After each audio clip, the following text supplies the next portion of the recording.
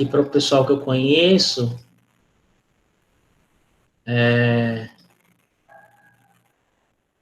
Para estarem sabendo também da cagada. Aguenta só um segundo, fiquem aí, deixa eu ver aqui. Vou falar com a minha mãe rapidinho, que é 9 horas, então dá pra gente ter nossa aula. Peraí. É que se eu for pra lá já, eu já fico na fila, entendeu? Peraí.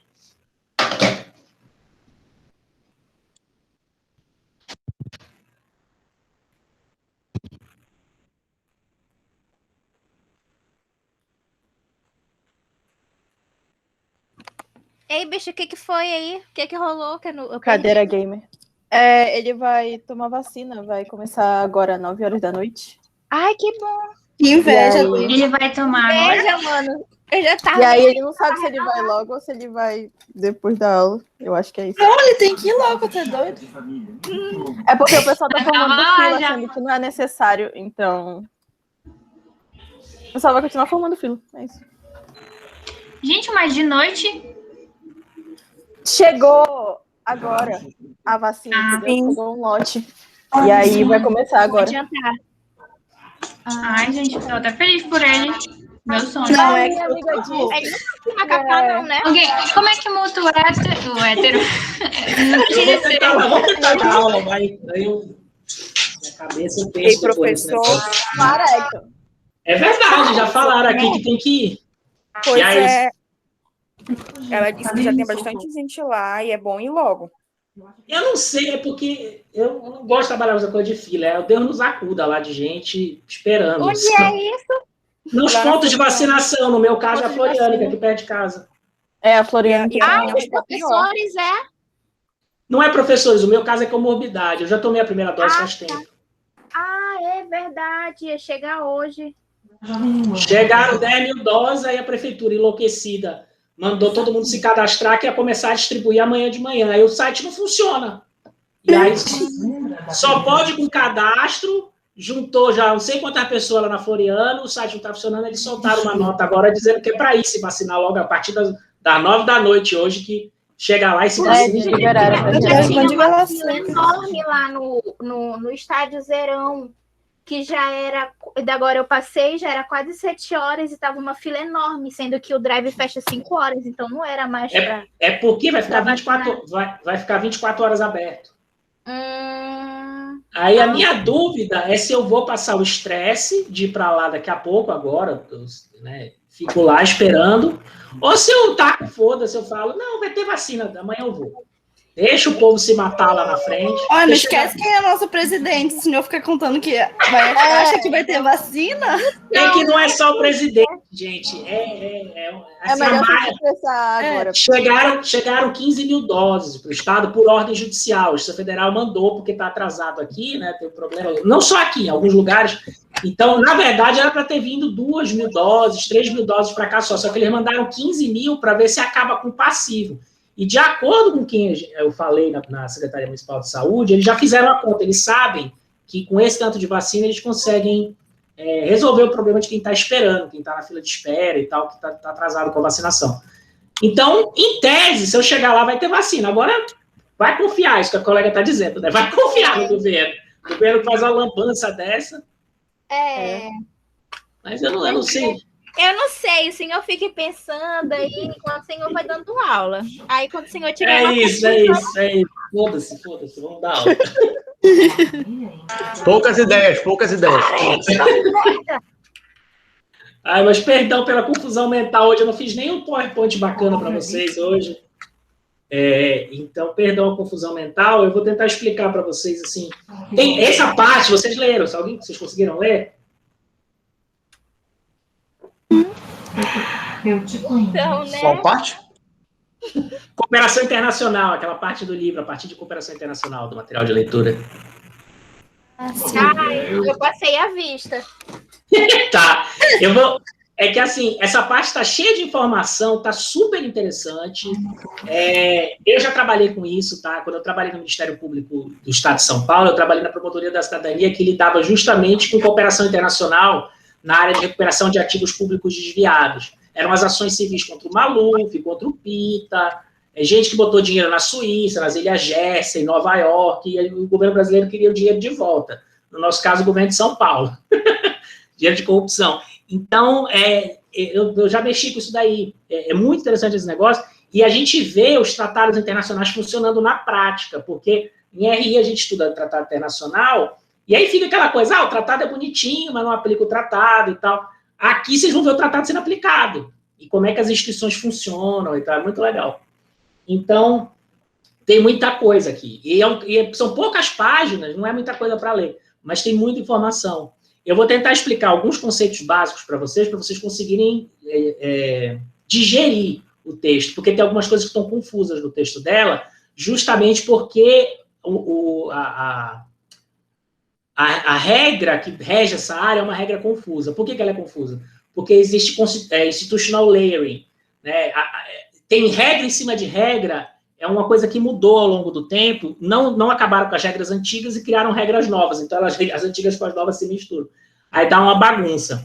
Mas eu vou tentar clarear um pouco as ideias para vocês, e a gente vai discutir um pouco os casos que a Nádia traz. Mas, sério, gente, leiam, porque está muito legal. Ela explica várias situações. Tem muita cooperação internacional na área criminal, né? Ações de busca e apreensão, coisa de busca e apreensão, quebra de sigilo telefônico. Tudo isso daí acontecendo no plano internacional, porque os criminosos, o crime é transnacional. Né? Tem muita gente que está pesquisando, por exemplo, transnacionalidade do crime organizado, na área de RI, e aí isso é super importante. E tem coisa na área civil, que é mais detidamente que a gente está olhando nessa disciplina, que tem a ver com pensão, né? O pai mora em Nova York, a mãe mora no Brasil com a criança, tem que receber a pensão, como é que resolve? Né? Precisa renegociar o valor da pensão, ou precisa cobrar o pai que não pagou a pensão, ou chega uma ordem de prisão, porque quem não paga a pensão no Brasil e nos Estados Unidos também, se não me engano, vai preso, se você não pagar a sua pensão alimentícia da criança. Como é que faz isso daí? Se a decisão do Tribunal de Justiça de Nova York, tem que ser aplicada aqui no Brasil, porque o pai está aqui, a mãe está lá com a criança, essa confusão toda. Então, tem bastante coisa interessante nisso daí. Eu vou tentar explicar para vocês alguns conceitos básicos, para vocês entenderem o texto melhor, e a gente vai olhar alguns casos também, tá? Deixa eu pegar aqui, eu não fiz o slide dessa vez, porque, enfim, eu estou nessa loucura da vacina hoje, mas deixa eu mostrar para vocês 3 coisas importantes que vocês precisam entender sobre o regime de cooperação internacional na área do direito civil e do direito penal, que é o que trata essa parte do texto, tá? Eu vou botar aqui no meu Word, em vez no PowerPoint, porque eu não consegui fazer a porra do PowerPoint de hoje atrás de vacina. Cadê? Deixa eu mostrar aqui. São 3 coisinhas que se eu mostrar para vocês, vocês vão conseguir entender mais fácil o texto. Vocês estão vendo aí o Word na frente? Deixa eu aumentar aqui o zoom. Para ficar melhor de vocês lerem.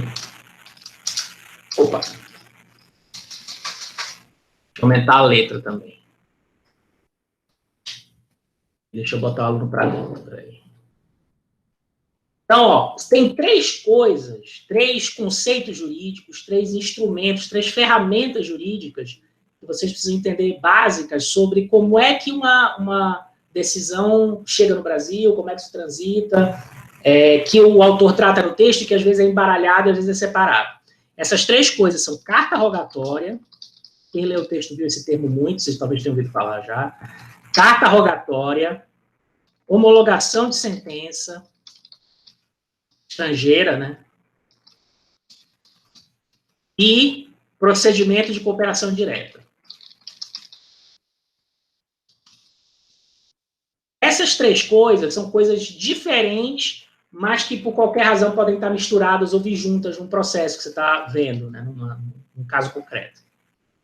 Né? O que é, em termos ideais, o que seria uma carta rogatória e uma homologação de sentença estrangeira? Primeira coisa, esse negócio de procedimento de cooperação direta é novidade. Antigamente, até início dos anos 2000, toda a cooperação internacional se dava via carta rogatória e homologação de sentença estrangeira pelo STF, agora pelo STJ, a gente já viu essa parte. Essas eram as 2 ferramentas de cooperação internacional entre os judiciários de países diferentes.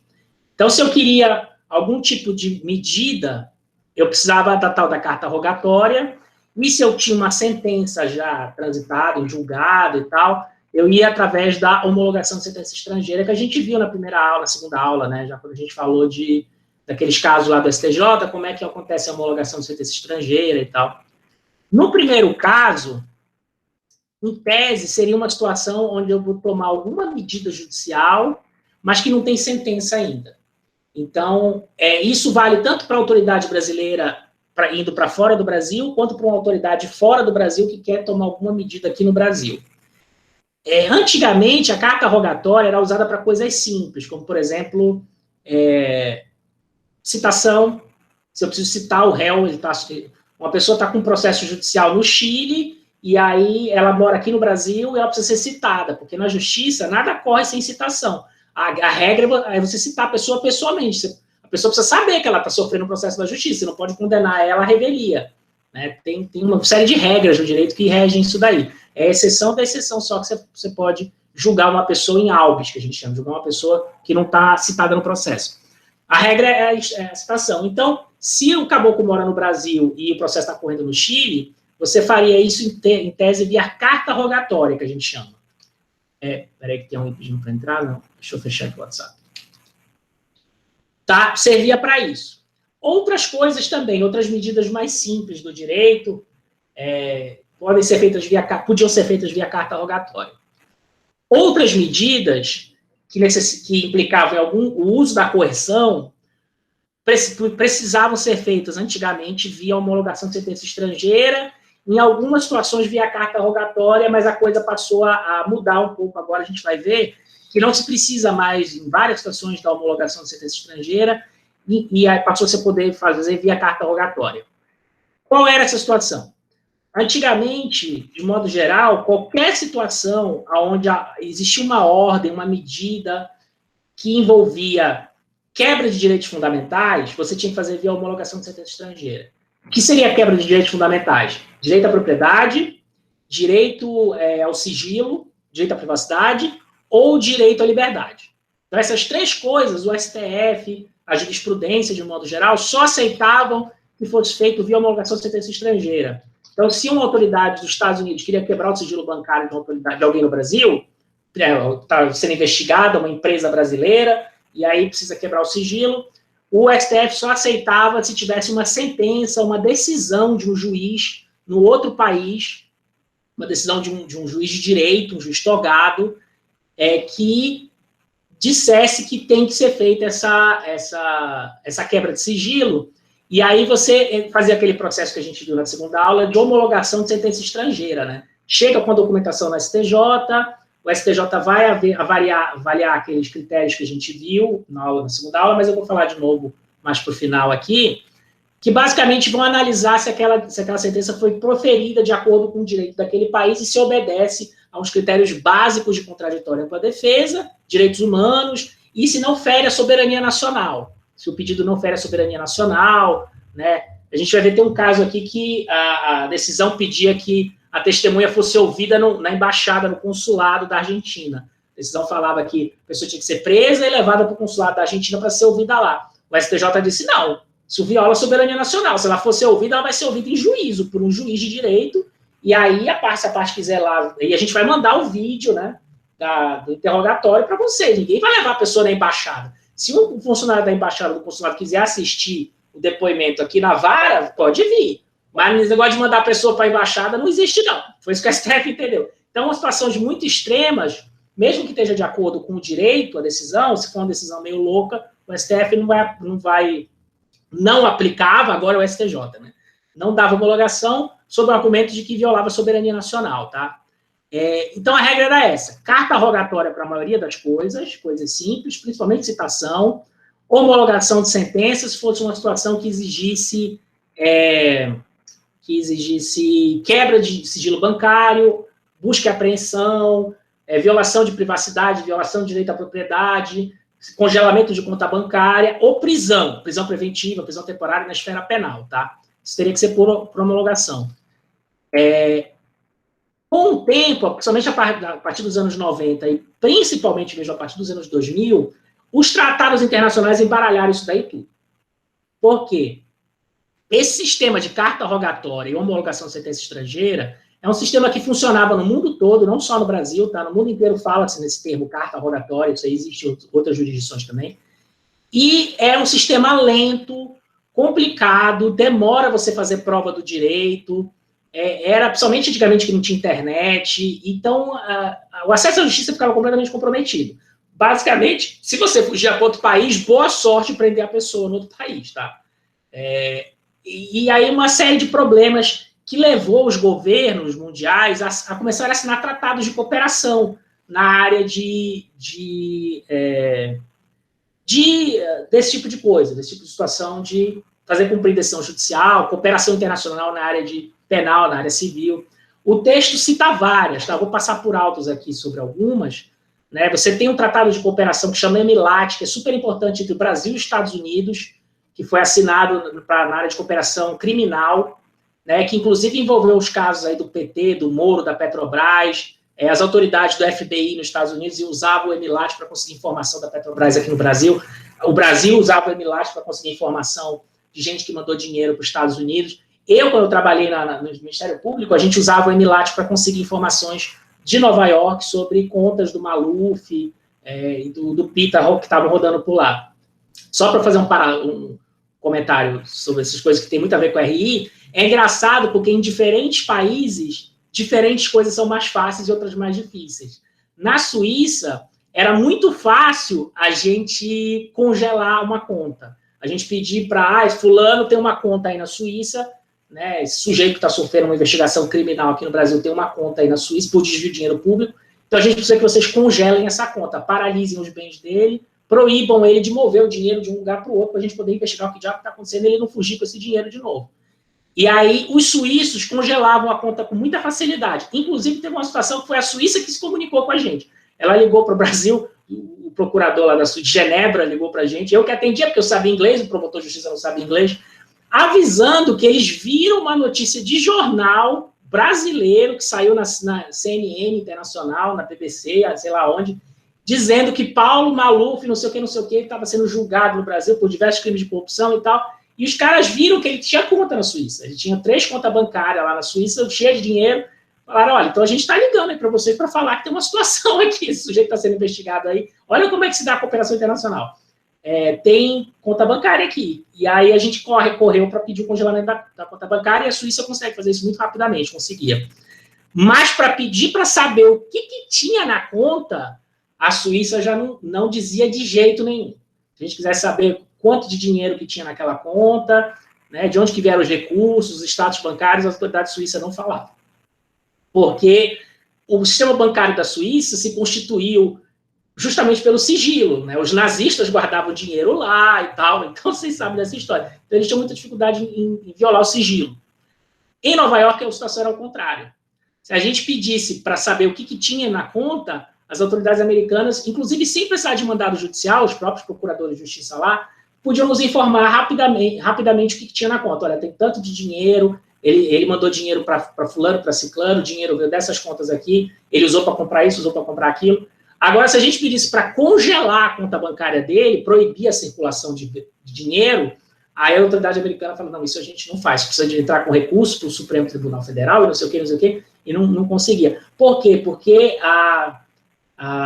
o marco judicial é muito diferente, a cultura jurídica é outra. Nos Estados Unidos é o capitalismo, né? Então, para você proibir alguém de mover o próprio dinheiro que a pessoa tem, né, é uma interferência na propriedade privada muito grande. E o sistema judicial americano, o sistema legislativo americano, era muito difícil conseguir isso. Já na Suíça era o contrário. Mandar para o dinheiro ficar parado, eles conseguem. Agora, saber o que tem na conta, eles não era fácil.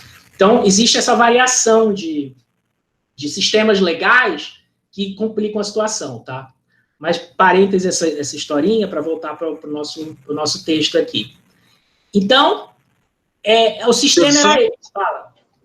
É porque eu não peguei a aula desde o começo, só que eu estava escutando o que o senhor está falando. Esses países que o senhor estava citando sobre cooperação e tudo mais, tem algo a ver com paraísos fiscais? Tudo a ver com paraísos fiscais. Vocês vão olhar aqui os casos, muitos deles envolvem isso aí. Tem tudo a ver com dinheiro de corrupção, dinheiro de tráfico, paraíso fiscal, gente que está lavando dinheiro em outro país. Se o dinheiro for fruto de corrupção, pode ser que o dinheiro não seja fruto de corrupção, tá? Pode ser que seja só sonegação de imposto mesmo. Isso tem a rodo no Brasil e no mundo. A empresa tem um monte de dinheiro, aí cria uma empresa fajuta que não existe lá na Sérvia ou no Panamá e joga o dinheiro para lá para não pagar imposto de renda no Brasil. A gente vai ter uma aula disso lá para frente, porque eu também manjo um pouco desse assunto de tributário, mas isso é outra coisa. O que eu estou falando aqui é crime. O dinheiro fruto do crime que a pessoa escondeu em outro país. Então, não é exatamente lavagem de dinheiro e paraíso fiscal. Tem a ver com dinheiro fruto de ato criminoso, tá? Entendi, professor. Obrigado. Então, tá. Vamos voltar para o assunto para a gente entender, né, ficar mais focado no que está no texto. Então, você tinha essas duas ferramentas.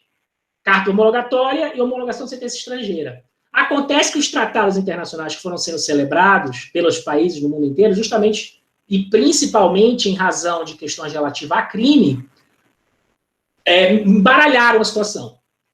Porque os tratados, eles preveem mecanismos mais céleres para você cumprir uma medida que foi feita em outro país, no seu país. Porque se for esperar a homologatória, se for esperar a homologação de sentença no STJ, a coisa não anda. Então, tem vários tratados que foram assinados sobre esse assunto. O EMILAT, que eu falei, é um que foi assinado entre Brasil e Estados Unidos. Mas tem um tratado do Mercosul de cooperação nessa área, que é o Tratado Las Lenhas, se não me engano é o nome, deixa eu botar aqui. Las Lenhas, que facilita essa bagunça toda, para você não precisar ir até o STJ, pedir para o STJ emitir a homologação de sentenças, tudo isso é muito lento, demora anos. Agora, imagina que a pessoa está foragida aqui no Brasil, traficante, a Justiça Argentina quer prender ele, aí vai esperar 2 anos para o STJ homologar uma decisão, então é um problema, sabe? Ou a gente que estava na época, né, querendo pegar o Maluf, saber o que tem nas contas dele para prender ele aqui, e não tem como. Então, tá aqui o protocolo de Las Lenhas, tá? Ele é de 96, o decreto, então ele é antigo. Esse aqui não é na matéria criminal, se não me engano, é na matéria civil só. Que é um outro ponto desses tratados, como eu falei, que tem muita coisa relativa à criança e à pensão, que envolve, né, medidas que têm que ser rápidas. Acontece muito do pai ou da mãe fugir com a criança de um país para o outro, cata o bebê, sem autorização da justiça, na ilegalidade, não tem a guarda, tudo, pega e rouba e vai para outro país. Aí como é que você pega de volta a criança? É um problema. Se for esperar homologar uma decisão na STJ, 10 anos. A criança já é adulta aí quando sai a decisão. Então, esses tratados serviram para acelerar isso daí. Só que isso cria um conflito na justiça brasileira, porque o arcabouço jurídico que a gente tinha, particularmente o arcabouço constitucional, e a cultura, né, a jurisprudência do judiciário, que demora a mudar o seu entendimento sobre as coisas, porque a ideia do judiciário é que ele realmente tenha uma jurisprudência estabelecida e que só mude com muito vagar ao longo do tempo. Não previa essas situações. E mesmo com os tratados, você tinha um choque aí. Tá? Mas, enfim, passou a existir os tratados. Com a existência dos tratados, essa cultura aos poucos foi mudando. Então, muita coisa que só podia ser feito via homologação de sentença estrangeira, como, por exemplo, busca e apreensão, quebra de sigilo telefônico, até prisão preventiva, prisão provisória, prisão temporária de alguém na esfera criminal, ou na esfera civil, né, por não pagamento de pensão alimentícia. Antigamente, o judiciário exigia homologação de sentença estrangeira, passou a fazer isso por carta rogatória, sem precisar de homologação de sentença estrangeira, ou até por procedimento de cooperação direta, que não passa nem pelo STJ. Tá? Como é que acontece nesse exemplo? E aí tem várias situações que mostram isso aí quando vocês forem ler o texto. Qual é um exemplo bem interessante disso aqui que ela traz? Ela fala de um caso de... É que eu não vou achar a página agora, vou perder muito tempo procurando. Mas ela fala de um caso onde uma autoridade de Nova York queria quebrar o sigilo telefônico e fazer busca e apreensão na casa de um bandido aqui no Brasil, de um terrorista, de alguém que estava desviando dinheiro, eu não sei qual era o caso. E aí, ao invés dela vir para o STJ, né, primeiro ela conseguiu uma decisão lá, uma sentença lá. Aí, sentença transitada em julgado, como diz o direito brasileiro, onde não tem mais recurso. Chegar aqui no STJ, pedir para o STJ homologar essa sentença, depois ir para a Justiça Federal de primeira instância, pedir para a Justiça Federal de primeira instância executar aquela sentença homologada, que é esse o procedimento que a gente viu normal, né, que a gente viu na segunda aula. O tribunal, o Ministério Público nos Estados Unidos, pegou, através do Tratado de Cooperação Mútua, o EMILAT, mandou um pedido, com tudo isso que eu falei para vocês, para ser feito, para um órgão do Ministério da Justiça no Brasil, que chama Departamento de Recuperação e Cooperação... Peraí, deixa eu botar aqui para vocês o nome do treco, que a gente vai falar bastante dele. Tá aqui. Não. É isso aqui mesmo. É o DCRI. O que significa DCRI? É Departamento de Cooperação e não sei o quê. Não, é DRCI. DRCI-MJ. Departamento de Recuperação de Ativos e Cooperação Internacional. É um órgão do Ministério da Justiça que, nesses tratados internacionais todos de cooperação, é chamado de autoridade central. Vocês vão ver que esses tratados todos têm em comum a figura da autoridade central. Essa autoridade central é que vai dar executividade, vai dar prosseguimento ao pedido de cooperação de outro país. Então, no caso desse, o Ministério Público de Nova York pediu para que fosse apreendido, feito busca e apreensão, tudo que eu falei para vocês dessa figura, para o DRCI. O Departamento de Cooperação é DRCI. E aí, o DRCI, que é um órgão do Ministério Público, do Ministério da Justiça, pediu para o Ministério Público Federal do Rio de Janeiro para fazer este pedido de busca e apreensão e tarará, via Judiciário Brasileiro, Justiça Federal aqui. Como o Ministério Público de Nova York não tem capacidade postulatória no Brasil, o promotor de justiça de Nova York não pode vir na Justiça Brasileira e pedir qualquer coisa, eles pediram para o Ministério da Justiça pedir para o Ministério Público Federal Brasileiro, para o Ministério Público Federal Brasileiro pedir para o juiz daqui dar efetividade à decisão com base no Tratado Internacional, com base no EMILAT, sem precisar passar pelo Judiciário americano, sem precisar de uma decisão de um juiz de lá, sem precisar passar pelo STJ, pelo Superior Tribunal de Justiça via homologatória, sem precisar nem de carta rogatória, que é esse sistema que eu falei para vocês, quando um pedido vem de um juiz de fora do Brasil para outro aqui no Brasil, ou quando um pedido de um juiz daqui do Brasil vai para outro de fora do Brasil. Antigamente, o judiciário ele só se comunicava via juiz com juiz, ou tribunal com tribunal. Agora as coisas estão passando por fora. Percebe? Quando tem tratado. Tá? E em muitas situações, esses tratados foram colocados em xeque. Porque o que a parte aqui vai alegar, no caso que a gente está aqui no livro dela, desse que eu estou falando, do Rio de Janeiro, do Ministério Público Federal lá no Rio, o que a parte alegou? Que esse pedido é inconstitucional, ou que está errado, porque não tinha que ser feito dessa maneira, tinha que ser feito via carta rogatória, tinha que ser feito via homologação de sentença estrangeira, de outra maneira.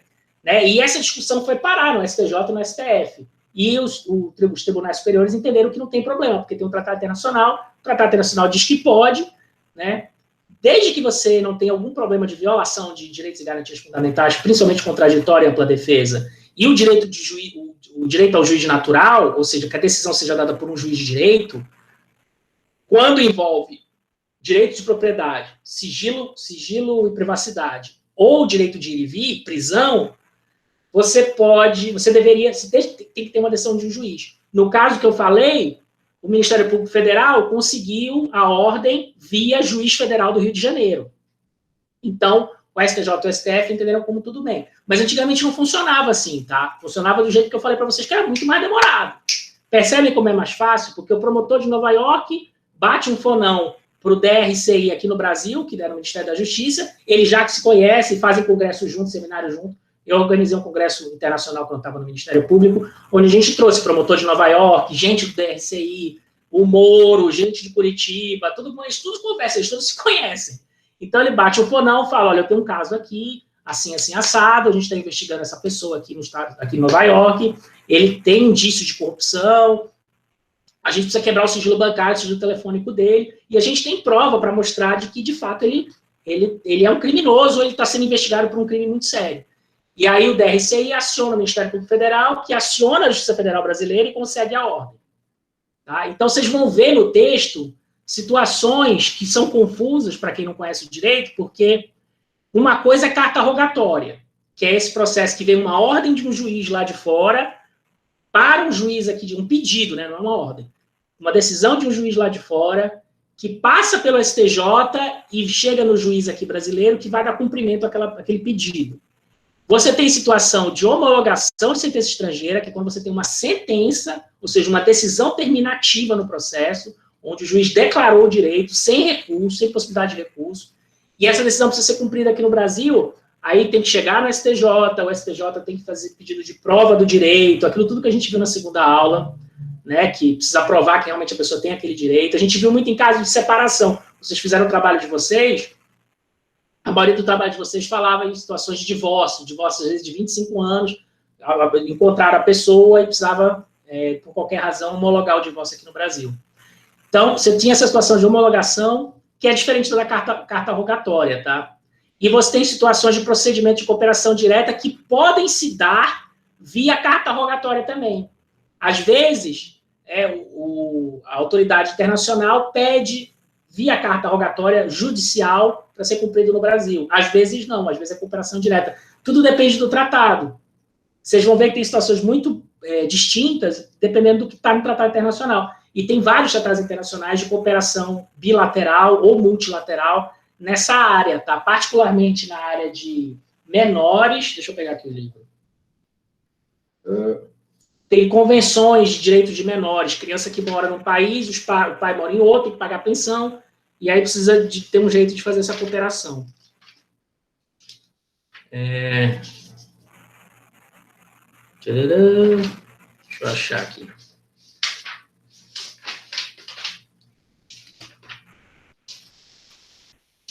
Tem o texto lá, podia abrir. Só para mostrar para vocês como é que o texto está dividido, deixa eu abrir aqui, que aí ajuda vocês a verem essa diferença de uma coisa para outra.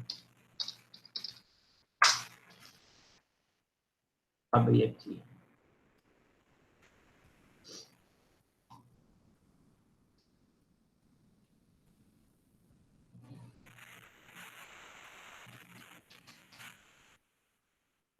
É lá para baixo, que a gente já viu a primeira parte. Não lembro a parte de qual página que é, deixa ele carregar.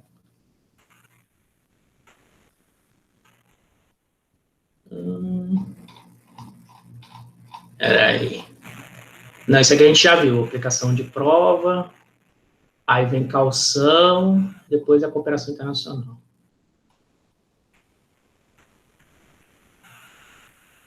Tá aqui, começa aqui. Tá? Aí olha como ele separa. É que quando ele vai falando no texto, ele mistura as coisas e aí pode ficar confuso para quem não conhece. Cadê? Cooperação direta, ele começa. Deixa eu olhar a página do meu livro aqui, que eu acho aí fácil. Auxílio direto, 227. 224. 227, essa aqui. Ele começa aqui, auxílio direto. Quando ele está falando de auxílio direto, ele está falando dessas situações onde tem tratado internacional, tá? Principalmente. Você não tem como ter cooperação entre duas entidades estatais de dois países pelo Poder Judiciário sem você ter um tratado internacional que preveja, né, esse tipo de cooperação. Deixa eu achar alguns aqui que ele cita. No âmbito do direito de família, tem a Convenção de Nova York sobre prestação de alimentos do estrangeiro. Nesse caso, a autoridade central é o Ministério Público Federal. Tem vários casos onde a autoridade central é o DCRI, tá? O Departamento de Cooperação Internacional e Recuperação de Ativos Públicos Desviados. Tem esse nome justamente porque foi criado para conseguir dinheiro de volta de político corrupto que mandou dinheiro para fora do Brasil. Professor? Fala. Seguindo nessa linha aí que está indo com relação à cooperação, eu cheguei a mencionar aula passada a questão de transferência de política pública. E aí, esse caso que você citou me lembrou no momento em que a Venezuela estava tendo uma relação constante com o Brasil quando o Lula estava fazendo aquela política da fome zero. Uhum. E pode entrar nesse espectro? Pode? Não é esse tema, não. Esse tema é quando tem coisa na justiça. É cooperação no sentido de cooperação judicial, tá? Sim, ou parajudicial, às vezes é cooperação do Ministério Público dos Estados Unidos com o Ministério Público do Brasil, ou da polícia da Venezuela com o Ministério Público do Brasil. É uma cooperação no sistema de justiça, tá? Não é coisa de... Apesar de que tem política pública, que a política pública aqui é política de segurança pública, política de combate a drogas, política que envolve sonegação fiscal, quando é crime, são coisas desse tipo. Olha o departamento aqui. Todos esses tratados têm uma dinâmica onde eles preveem uma autoridade central. eu mostrei para vocês nas lenhas, que fala da autoridade central. Essa autoridade central é importante na dinâmica dos tratados, porque é a autoridade central em cada país que vai receber os pedidos, que vai dar sistematização aos pedidos. Porque aqui o Ministério Público Brasileiro não sabe para quem pedir se ele manda o pedido para os Estados Unidos, se ele vai ter que pedir para a autoridade estadual, se ele tem que pedir para a autoridade federal, se é o Ministério Público, se é o Judiciário, se é o Ministério, se é a Secretaria de Justiça, porque lá no Ministério, Secretaria, a gente não sabe. E nem tem obrigação de saber, né?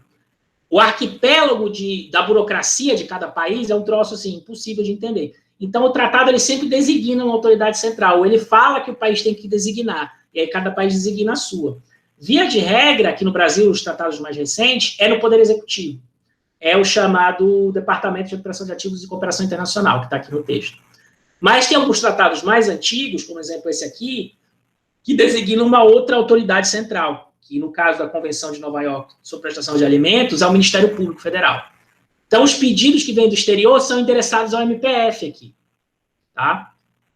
Olha aqui como é que é. Em seguida, o pedido de alimentos, promovido pela MPF, é feito diretamente a um juiz federal aqui no Brasil. O segundo exemplo é sobre a Convenção sobre os aspectos civis do sequestro internacional de crianças. É isso que eu falei para vocês, é um problema sério, a pessoa cata o filho e vai para outro país. O pedido do exterior é enviado à autoridade central, que poderá dar início a um procedimento requerendo a volta do menor, também diretamente ao juiz federal do local onde se encontra. Então, tem que ver o tratado para entender como é que está funcionando isso no caso concreto, tá? Vocês não são advogados, não trabalham no MPF como promotor, no procuradores, né? Talvez passem em concurso aí para assessor, para analista, aí vocês têm que entender melhor isso aqui, quando vocês forem fazer as provas, tá? Mas varia de tratado para tratado.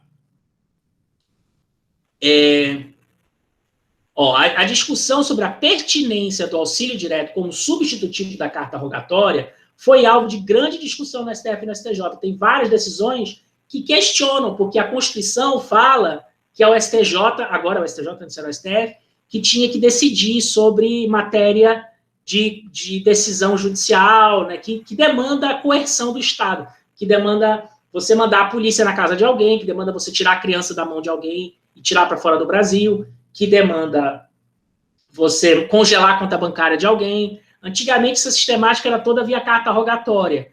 E aí, as pessoas que estavam sofrendo essas medidas de maneira mais rápida, via tratado internacional, foram buscar no STJ e STF reclamar, dizer, olha, não, peraí, você não pode tirar meu filho pela ordem de um juiz federal aqui no Estado, porque tinha que ser por carta rogatória, tinha que ser por homologação de sentença estrangeira, então, não sei o quê, tudo para atropelar o processo. Óbvio que você está trabalhando para a parte, você vai argumentar a favor da parte.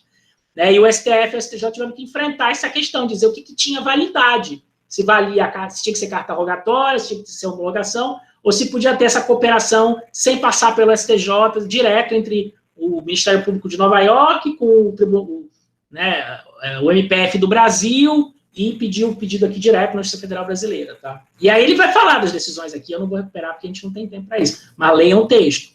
É interessante esses debates. Depois dessa parte, ele vai falar, o Emilat aqui. A questão se a figura mais complexa quando se trata de questões relativas à cooperação na área penal. Com efeito, a STJ tem desenvolvido o entendimento que carta rogatória não é o único meio de obter informações provenientes do exterior. Esse é o entendimento consagrado no julgamento de um HC habeas corpus, que se insurgia contra a utilização do Emilat é um tratado, pelo Ministério Público Federal para a obtenção de informações sobre a conta bancária do réu situado em Nova York. No entender do paciente do HC, o pedido do MPF deveria ter sido efetuado através de carta rogatória. Isso aqui era um pedido do Brasil para a autoridade nos Estados Unidos, tá? Aí chega a informação, no caso aqui era informação, não era nem coisa de habeas corpus. Mas, enfim, o meio está errado aqui. Mas isso era um pedido de informação. Aí, quando chega a informação aqui, o advogado da parte pode alegar que essa informação é nula, que ela foi feita de maneira errada, que deveria ter sido feito via carta rogatória. Como é a carta rogatória? Você pede para o juiz daqui determinar que um juiz dos Estados Unidos consiga essa informação. Pelo Emilat, não. Pelo Emilat, o MPF daqui liga para o promotor de justiça de Nova York, o promotor de justiça de Nova York, usando o tratado, pede para um juiz lá de Nova York para conseguir informação, ou às vezes ele mesmo tem acesso, porque o direito lá é diferente, tá? O procurador de justiça lá tem muito mais poderes investigativos do que o procurador de justiça aqui no Brasil. Ele obtém informação e manda informação para o promotor de justiça aqui no Brasil. Aí a parte quer dizer que essa informação é nula. Essa é a briga. Aí olha o que o STJ disse. A carta rogatória não constitui o único e exclusivo meio de solicitação de providências pelo juízo nacional ao estrangeiro, prevendo o direito processual internacional outras formas de auxílio, como as convenções e acordos internacionais. Na verdade, o entendimento atual é de que os acordos bilaterais são preferíveis às cartas rogatórias, porque as cartas rogatórias são lentas, demoradas, trabalhosas, custosas, e o judiciário quer se livrar dessa encrenca, uma vez que visam eliminar a via diplomática como meio de cooperação entre os países, possibilitando o auxílio direto e a agilização das medidas requeridas, né? O STJ fala, não, usa o tratado, não me enche o saco. Sobre a tormentosa questão, também, aí tem outro exemplo aqui. No caso de quebra de sigilo bancário proveniente da Suíça, isso aqui é da minha época, eu tenho certeza. É porque foi o caso que eu falei para vocês, a Suíça ligou para a gente falando, olha, tem uma conta aqui desse senhor Maluf que aparece no jornal que ele roubou dinheiro aí no Brasil, o que vocês querem que a gente faça? No caso de quebra de sigilo bancário proveniente da Suíça, não estava acompanhado de decisão judicial, razão pela qual a delibação é o pedido, tá? O jurista adora usar a palavra complicada. Não poderia prosseguir e o pedido deveria ser cumprido através de auxílio direto, de modo que o juiz federal de primeiro grau pudesse julgar o mérito do pedido.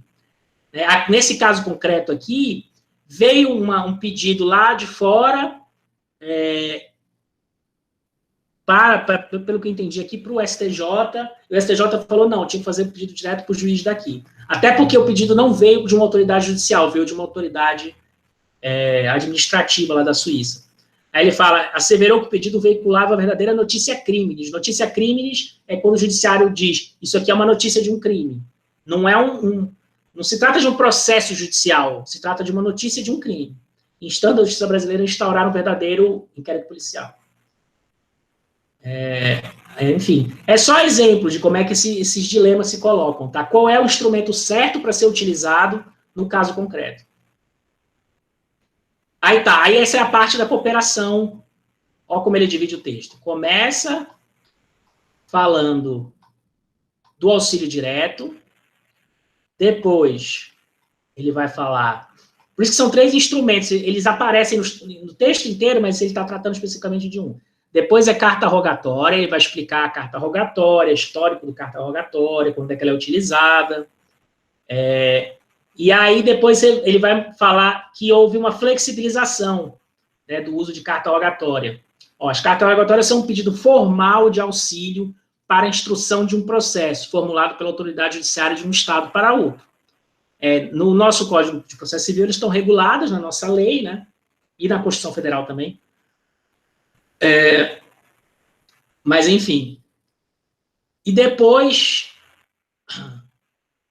ele vai falar da execução, da homologação de sentença estrangeira. Tá? O ponto que eu quero falar para vocês precisam entender quando forem ler, é que essas 3 ferramentas, a homologação de sentença estrangeira, a carta rogatória e a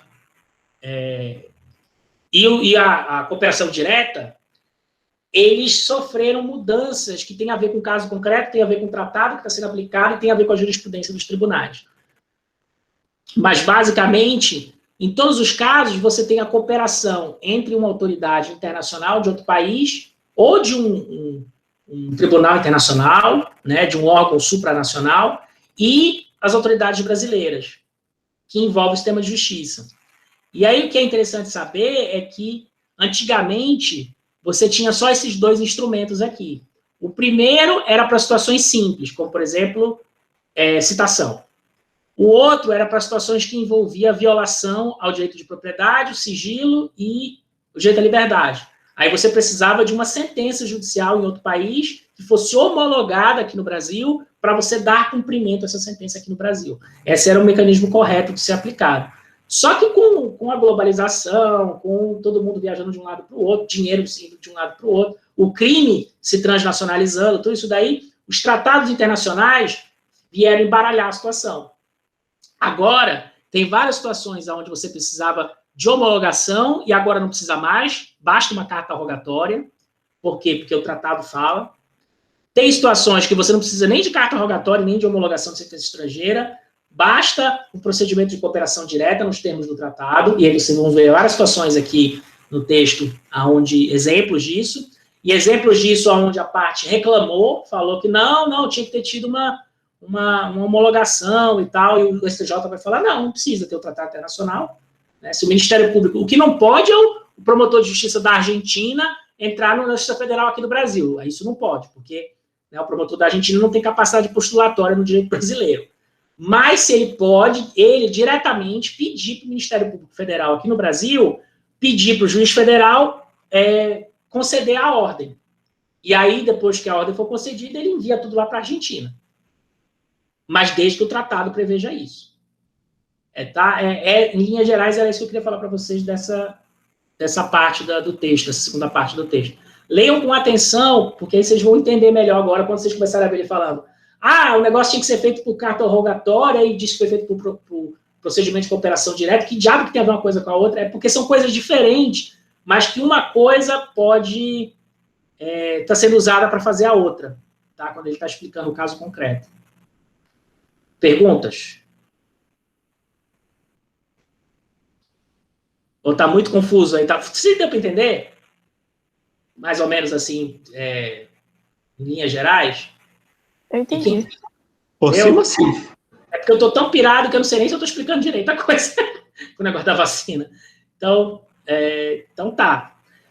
Eu ia passar por algumas partes do texto, com cuidado, tá, mas já vai dar 8 horas. E, de novo, eu estou preocupado com essa história. Mas eu vou passar o exercício depois, e aí a gente vê como é que vocês vão no exercício também. Depois eu ponho material na próxima aula também, tá? Acho que a próxima aula a gente vai seguir para o direito de família, de maneira mais detida. Internacional. Fala. Tem algum caso ou alguma situação específica que você poderia recomendar para analisar, para entender melhor como funciona tudo isso? Todas as que estão no texto. Você já deu uma olhada? Você chegou a ler o texto? Olhei sim, mas eu queria outros casos diferentes, porque até então eu não tinha compreendido muito bem. Agora com a aula já ficou mais tranquilo. O que vocês podem fazer é pegar qualquer uma dessas casos que ele cita aqui. Eu até peguei uma aqui para a gente olhar junto. Tá aqui, ó. Carta rogatória, CR, tarará, tarará. Fazer uma pesquisa de jurisprudência que nem vocês fizeram para fazer aquele trabalho anterior e ler a sentença. Tentar entender o que está sendo discutido. Vamos olhar essa aqui, olha, que eu separei. Carta rogatória, ou seja, aquele instrumento jurídico onde uma autoridade de justiça de um país pede para uma autoridade de justiça de outro país, um juiz, tá? Carta rogatória é sempre assim, é um juiz pedindo para outro juiz fazer alguma coisa. Então, carta rogatória, Estados Unidos, relatora, ministra-presidente do STJ, Promotoria Pública do Distrito Federal, não, Promotoria Federal do Distrito de Nova York, então, Ministério Público Federal em Nova York. Essa promotoria é super famosa porque é ela que cuida dos casos de corrupção do Trump lá agora, que cuida dos casos de corrupção do sistema bancário. Então, eles são super famosos lá. Decisão. Depreende-se dos autos que os Estados Unidos, no caso, a promotoria, né, não é o presidente dos Estados Unidos que está falando, é o Ministério Público, pedido de cooperação jurídica internacional, pleitearam a tomada de medidas cautelares no Brasil, no intuito de assegurar a eficácia de procedimentos penais e investigatórios em curso naquele território. Né, alguma investigação de polícia que está sendo feita lá. Aliás, tem outro ponto aqui de falar para vocês rápido. Essas coisas têm que ser sigilosas, às vezes. Você não pode fazer isso via homologação de sentença, porque se você faz isso via homologação de sentença, o STJ vai ter que citar a parte no Brasil para ouvir se está tudo ok ou não. E aí você joga tudo fora, né? Porque se a coisa está sendo investigada em sigilo, como é que você vai citar a outra parte? Então tem isso também. O pleito de assistência tramitou entre o Departamento de Justiça e o Departamento de Recuperação de Ativos, o DRCI, que eu tenho falado para vocês, ó. A fase de execução foi realizada pela Procuradoria-Geral da República e, posteriormente, pela Procuradoria da República do Rio de Janeiro. Ou seja, o pedido começa lá no Ministério Público Federal de Nova York, vai pro Ministério da Justiça americano, vai para o Departamento de Justiça americano. O Departamento de Justiça americano contata o Ministério da Justiça brasileiro via Departamento de Recuperação de Ativos, que é um órgão do Ministério da Justiça brasileiro. Esse órgão, por sua vez, vai contatar a PGR, Procurador-Geral da República, que passa o processo para um procurador, né, de primeira instância, e esse procurador de primeira instância vai pedir na Justiça Federal, no caso aqui do Rio de Janeiro, pela ordem. É isso que está acontecendo. Percebem o caminho das instituições? O pinga-pinga de onde vai, sobe e depois desce de novo aqui no Brasil, o processo? O pedido, né? Vamos voltar lá. Então, a fim de prestar a tal cooperação jurídica internacional em matéria penal. Qual era o pedido? Que é busca e apreensão na sede da empresa KPEPL. Eles não colocam o nome aqui, porque está em sigilo, provavelmente. Tá? Deve ter um nome, a empresa, eles não botam aqui. A quebra do sigilo bancário de diversas pessoas físicas e jurídicas no Brasil, bem como o bloqueio de dinheiro. Olha como a coisa é séria. É uma autoridade americana pedindo para congelar a conta bancária de um cidadão brasileiro. É isso, é coisa muito séria, tá? E quebrar o sigilo bancário. O juiz da 9ª Vara Federal da Justiça do Rio de Janeiro deferiu o pedido, as medidas cautelares, que não é nem sentença, é tudo cautelar, é tudo medida provisória, tá? Tudo coisa que não tem decisão transitada em julgado. Dispostas no pedido do Ministério Público, em petição, em decorrência da execução das medidas, foram impetrados. Aí o Ministério Público fez, o juiz mandou fazer, foi tudo feito. Depois que foi tudo feito, a parte, com o advogado, foi recorrer aqui no Brasil.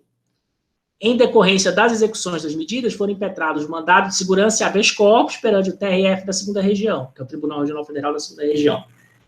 Ou seja, a parte viu o que estava acontecendo, ela falou, eita caralho, vai dar merda, deixa eu recorrer dessa decisão aqui, mas aí, que argumento que eu vou usar? Eu vou usar o argumento de que foi feito de maneira errada a cooperação, que devia ter sido feita via carta rogatória, via homologação de sentença estrangeira, né? A parte tentando salvar o cliente aqui.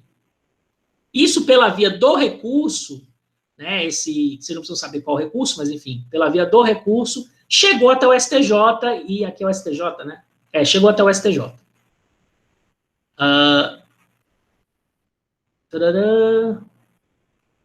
Aqui ele está recuperando o histórico, tá? Qual foi a decisão do TRF da 2ª Região?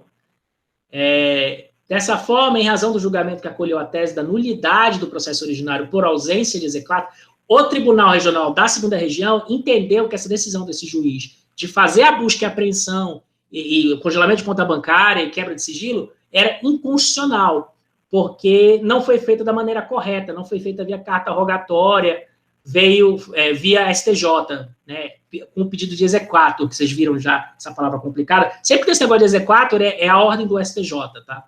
Não foi feita da maneira correta, foi feita direto lá do promotor de justiça de Nova York com o promotor de justiça aqui no Brasil.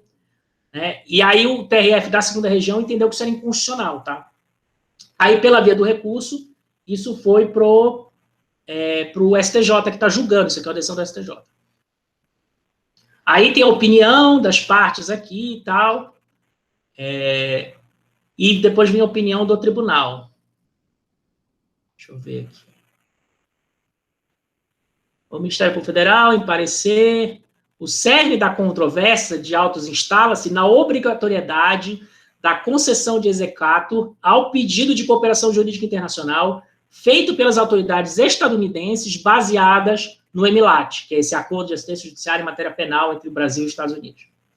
Nesse cenário, é importante levar em consideração a natureza do pedido de cooperação internacional para o deslinde da questão, uma vez que a carta rogatória e o auxílio direto, apesar de conviverem no ordenamento jurídico como sistemas de cooperação internacional em matéria penal, são institutos com ritos e procedimentos diversos, principalmente em razão das normas aplicáveis da origem da decisão que ensejou o pedido estrangeiro. Se fosse via carta rogatória, o Ministério Público de Nova York teria que ter pedido para o juiz federal de Nova York dar a decisão, depois pego essa decisão e pedido para ser homologada no STJ, depois de homologada no STJ, pedido para ser aplicada na primeira instância aqui no Brasil. Tá? Não foi isso que eles fizeram, eles foram direto aqui no Ministério Público Brasileiro e pediram para pedir a decisão na primeira instância aqui. Na carta rogatória passiva, a decisão judicial oriunda da justiça arrogante, que precisa ser executada. Ele está explicando isso que eu falei para vocês agora. Já no auxílio direto, há um pedido de assistência do Estado alienígena diretamente ao Estado rogado, para que este preste as informações solicitadas ou provoque a Justiça Federal para julgar a providência requerida, medidas acautelatórias, conforme o caso. Tudo isso baseado no EMILAT.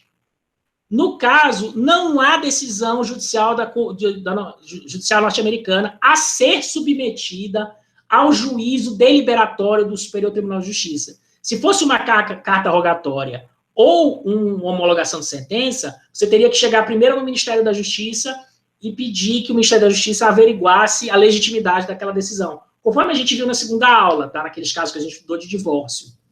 O caso não aconteceu assim. O caso foi de pedido de assistência direta, o qual, por exigir pronunciamento judicial, né, porque implicava em quebra de sigilo e congelamento de conta bancária, você precisa de ordem judicial no Brasil para fazer esse tipo de coisa, né? O Ministério Público não faz isso sozinho, nem a polícia, precisa de juiz. Então, o caso foi o qual, por exigir pronunciamento judicial, foi submetido à Justiça Federal Nacional, que examinou o mérito e tarará, do acordo, né, verificou o acordo internacional e tal.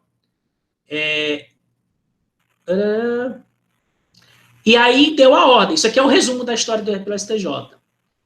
Aí eles vão falar agora, o Supremo Tribunal já se manifestou a respeito do tema. Aqui é uma jurisprudência do STF. Pedido de cooperação jurídica internacional, auxílio direto, pleito do Ministério Público português, tratado de auxílio mútuo em matéria penal, oitiva de preso, né? Isso aqui tudo feito sem desnecessidade de carta rogatória e de execato. Nesse caso aqui do STF, é um caso muito parecido com esse, você foi a autoridade de Portugal que pediu para ser ouvido um preso aqui no Brasil, setor oitiva do preso. Ele sentar e ser interrogado aqui no Brasil. Como o cara está preso aqui, tem que ser feito aqui. E aí, a autoridade portuguesa acionou direto aqui o Ministério Público conseguiu resolver o problema com o juiz de primeira instância. Não precisou fazer execato, não precisou fazer carta rogatória, nada disso. E o STF entendeu que não tem problema, não precisa, porque tem o tratado. O STJ está dizendo, já tem uma decisão igual. O pedido de cooperação jurídica internacional na modalidade de auxílio direto possui natureza distinta da carta rogatória, nos moldes do disposto nos artigos 28, 33, caput 40 do Código de Processo Civil. Isso aqui são os artigos da carta rogatória, tá? Que vão explicar como é que funciona a carta rogatória. Caberá auxílio direto quando a medida não decorrer diretamente de decisão de autoridade jurídica estrangeira. Se fosse uma decisão de juiz, precisaria ter sido feito por carta rogatória e tal. É engraçado, porque a decisão, quando vem de um juiz, demora mais. Sendo que a decisão, quando vem de um juiz, ela tem mais segurança, né? Mais segurança jurídica, do que um pedido que vem do FBI, do Ministério Público Federal de Nova York, né? Não tem a mesma... Só que, por uma questão de evolução institucional embaralhada, as novas regras fazem com que seja mais rápido se o pedido vier direto do Ministério Público, se não precisar de uma decisão judicial. Pelo contrário, se aqui tivesse feito um pedido pro juiz de Nova York, aí teria que ter sido feito por carta rogatória. Porque quando veio a decisão de um juiz de fora para um juiz no Brasil, você tem que obrigatoriamente passar pelo rito da carta rogatória ou da homologação de sentença estrangeira. Tá? Formulado o pedido de assistência para o Ministério Público Português, ao Parque Brasileiro, isso aqui é a decisão do STF. Né? Dessa maneira, aqui já volta a decisão do STJ. Dessa maneira, no caso específico, em razão do que foi exposto, o auxílio direto é a via adequada para o procedimento das providências pleiteadas pelo Ministério Público dos Estados Unidos, ficando assim afastada a necessidade da concessão da execato, né, nos termos do regimento interno da STJ. Então, o STJ reverteu a decisão do Tribunal Regional Federal da 2ª Região do Rio de Janeiro, que tinha anulado a quebra de sigilo e o congelamento de bens do cara lá na primeira instância da Justiça Federal do Rio de Janeiro. É isso o caso. Tá?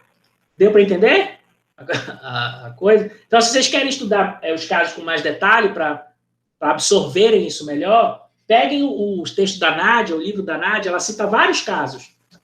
Peguem o número do caso, digitem na internet, que vai aparecer a jurisprudência. E leiam a jurisprudência e tentem entender a argumentação das partes ali, que é uma aula de direito, vocês vão entender. Se vocês não entenderem, se vocês tiverem qualquer dúvida, podem me ligar, mandem mensagem de WhatsApp, perguntem no início da aula, professor, eu peguei aqui um caso, eu achei interessante, eu queria entender melhor, me explica isso aqui e tal. A gente explica. Eu vou ficar feliz da vida se vocês começarem a baixar a decisão judicial para estudar e querer entender melhor. Mas o texto da Nádia, que eu botei para vocês, ela explica o que está acontecendo, só que ela explica para um jurista, né? Ela é um livro de direito. Então, se vocês tiverem alguma dificuldade, podem me perguntar ou procurem ler a decisão por conta própria.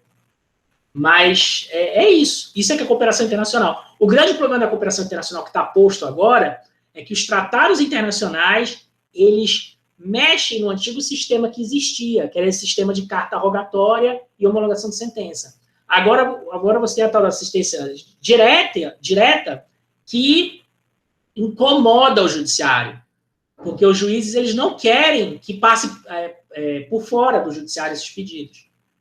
Às vezes os tribunais eles não querem largar a mão do poder que eles têm, e as partes, né, vão questionar isso na justiça. Mas a jurisprudência tem se movimentado no sentido de reconhecer o tratado e de deixar que a cooperação aconteça entre instituições brasileiras e instituições internacionais sem precisar passar pelo STJ primeiro. Se for uma coisa que você precisa de prisão, de busca e apreensão, de quebra de sigilo, aí você precisa de uma ordem de um juiz aqui no Brasil, né, por causa do direito brasileiro. Mas você não precisa que essa ordem venha a partir de um juiz americano, que passe pelo STJ, que depois venha para o juiz da primeira instância. A coisa pode ser feita, ao contrário, por baixo. Vem do Ministério Público de lá, chega no Ministério Público daqui, que pede direto para o juiz da primeira instância. É aí que está a mudança, o que está mais atual nessa área.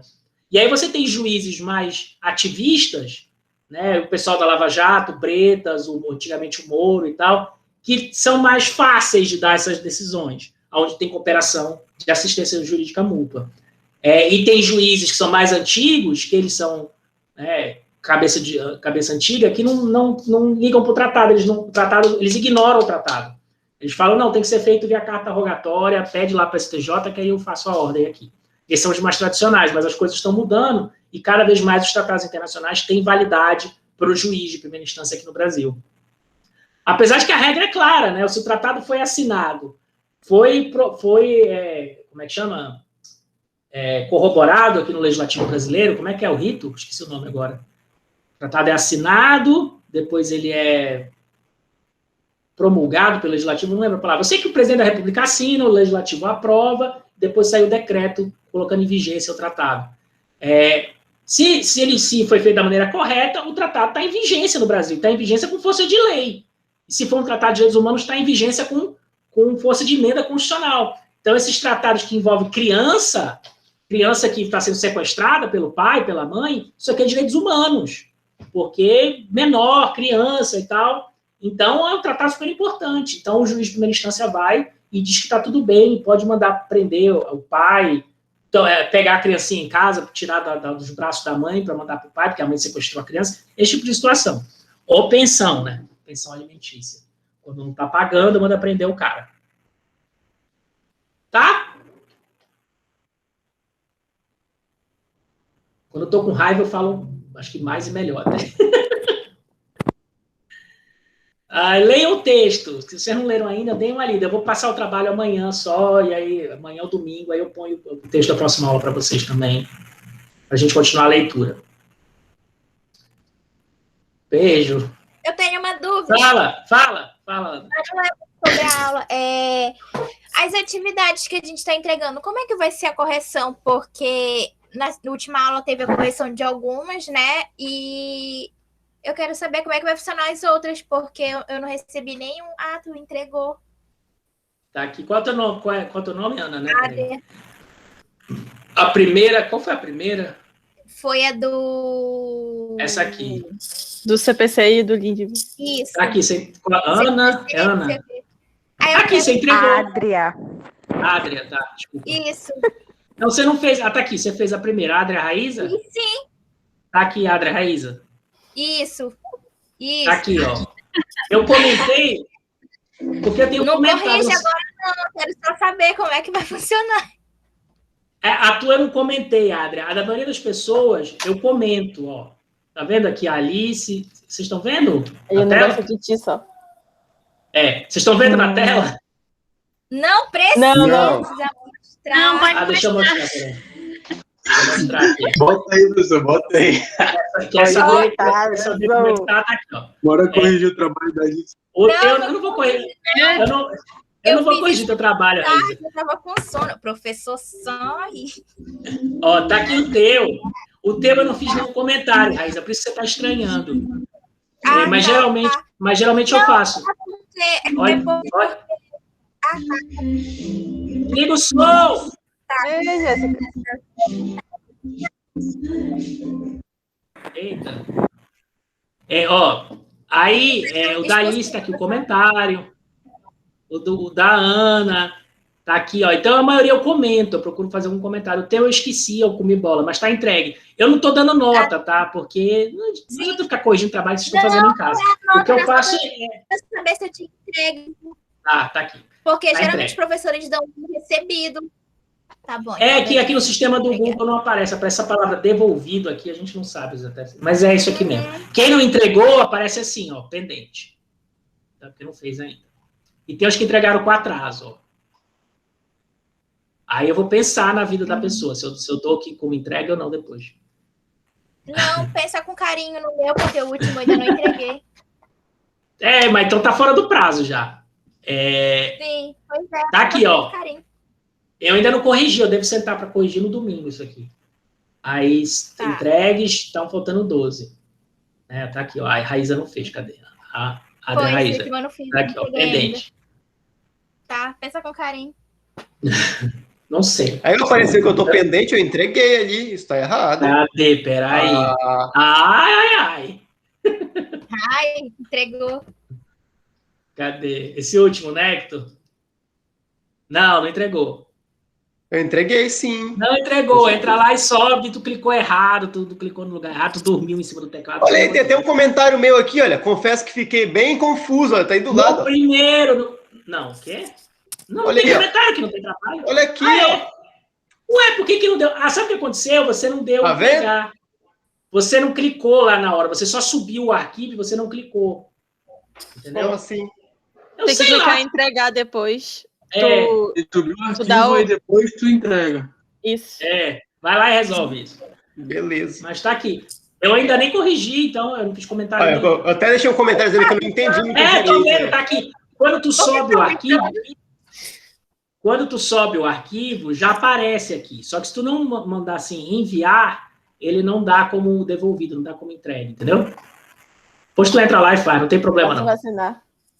Eu tô só Eu o tenho- Hector. Não faço ideia se responde corretamente. Cadê o teu? Quer saber se tu entregou? Eu sei que eu não enviei, que eu ainda ia terminar de ler, aí eu esqueci de terminar. Tá aqui os que não entregaram ainda.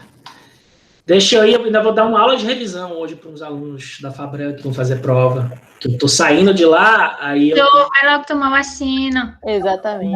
Enviei aí, professor. É isso. Eu não posso deixar os alunos na mão, não dá. Bancadinha. Boa noite. Tchau, Valdeci. Tchau, meninos. Adoro vocês. Adoro as perguntas. Vocês são os que fazem as melhores perguntas. Vocês estão fazendo as melhores perguntas. Tchau, professor. Boa noite. Eu falei antes Show. de postar a gravação, que eu perdi o começo. Tá. Depois assiste. Eu vou botar lá no YouTube, eu ponho lá no Classroom também. Tá Tchau. Falou, professor. Tchau. Boa sorte. Boa noite. Vai se vacinar. Tchau. Tchau. Tchau, professor. Tchau.